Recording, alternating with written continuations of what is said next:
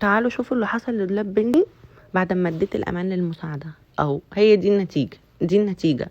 قررت من هنا بقى ان انا اللي اتنشط بجد واروق الدولاب، بالذات الدولاب يا بنات لازم انت اللي تروقيه بنفسك عشان تبقي عارفه هدوم بنتك فين وهدومك فين وكل حاجه فين، ما تبقاش الفوط فوق والملايات تحت وكل حاجه ما تخصش كل حاجه.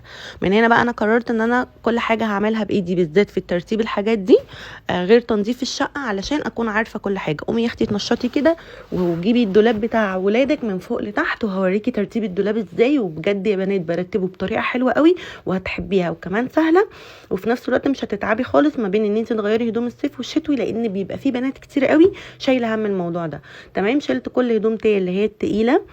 تمام، وهطلع الهدوم اللي هي خريفي، هطبقها لها فوق وعلق لها حبه هدوم صيفي. يا بنات هيعجبوكوا جدا، جايبه لها هدوم صيفي قمر، وكمان جبت لها 12 طقم كده فالينا وبنتي حلوين قوي برضو.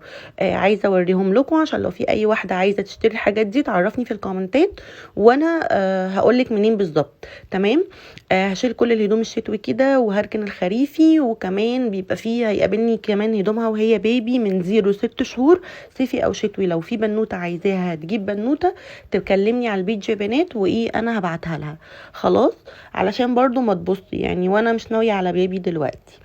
المهم هقوم بقى كده ارتب وانضف الدولاب. بعد ما رتبته ونضفته وعطرته هبتدي احط لها فيه الدرسات بتاعتها والجايب والشروط. وبصراحه يا بنات فكره ان انت تعلقي الهدوم بتاعت الاطفال بالذات اكتر منك بتريحك جدا وبتسهلك خالص ان انت تشوفي هدومهم، ولما تيجي تطلعي هدوم تبقى الموضوع سهل عليكي خالص. انا هعمل ايه؟ هعلق لها هدومها واحط لها التوك والشوزات وكل حاجه تخص تيا هحطها في الدولاب يعني، علشان تبقى كل حاجه قدامي، وفي نفس الوقت البسها على السرير بتاعها وخلصنا وخلاص، بدل ما ايه بمرمط نفسي من اوضه لاوضه لاوضه.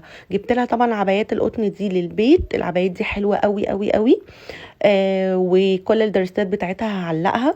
بصوا كل الدرسات هعلقها، مش هسيب حاجه بصراحه الا لما اعلقها. برضو كنت جايبه لها الطقم ده كده جديد حلو برضو قوي يا بنات، حتى شرباتها كل حاجه.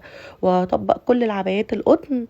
تمام، والطقم ده جميل قوي، ده الترنج بتاع الوقفه بتاعتي، انا قررت ان هو يكون بتاع الوقفه خلاص.